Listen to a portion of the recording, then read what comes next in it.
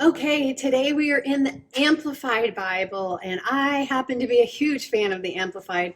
But for those of you who don't know, the Amplified is going to take the small verse that we learned, trust in the Lord with all your heart, and it's going to add all the adjectives and adverbs in there to make you really understand what is trust, what is all my heart. Okay, so expect the verse to be a little bit longer today, but I know we're going to get a lot out of it. So here we go. Proverbs 3, 5, and 6. And it says, trust in and rely confidently on the Lord with all your heart. Don't rely on your own insight and understanding. In all your ways, know and acknowledge and recognize Him, and He will make your path straight and smooth, removing obstacles that block your way.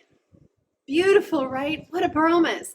The verse is already an amazing verse, but when we look a little deeper into it and we see all of this, just so much wealth of wisdom to get from it. So what can we find? What's different? Well, so many things, okay? It doesn't just say trust, it also says rely. Don't just trust, but don't rely. Again, it's depending, it's leaning, it's putting your security in. And he's saying don't trust or rely or put your security or depend on you.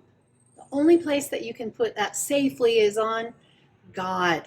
Okay, again, he talks about moving everything out of our way, making our crooked path straight, removing obstacles, and don't rely on your own insight. Sometimes we think we just have more wisdom and more insight and more understanding than God, and that is where we get into a lot of trouble.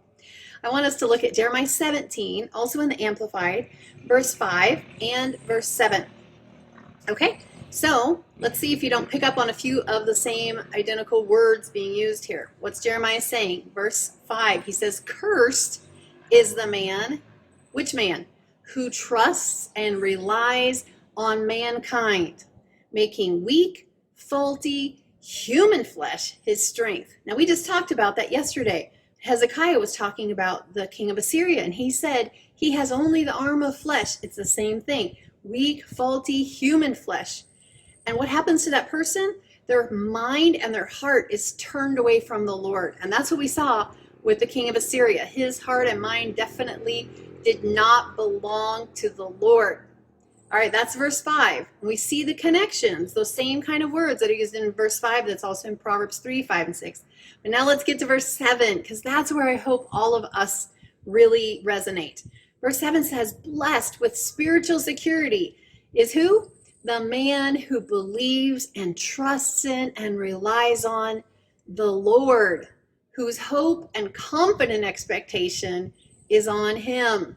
So what is he saying? You are going to be blessed if you trust and rely and lean and put your hope and your confident expectation in only one place, the Lord. And one more reason why we should do that. What does God say? In Isaiah 45:2, he says, I will go before you, and I will make the crooked places straight. I will break in pieces the gates of bronze, and I will cut the bars of iron. What is God saying for you and me today? He's saying, if you will just trust me, I will go in front of you. I will fight your enemies. I will make your crooked path straight. If there's a mountain in front of you, I'll move it. I will break down those gates. I'll cut them up. I'll cut through iron. Basically saying, I will do anything it takes for you. Now that's the kind of God I want to put my hope in. So going the second mile, as we trust in the Lord, as we rely on Him, as we put our whole confident trust and hope in Him, He promises to make our path straight. You can trust Him.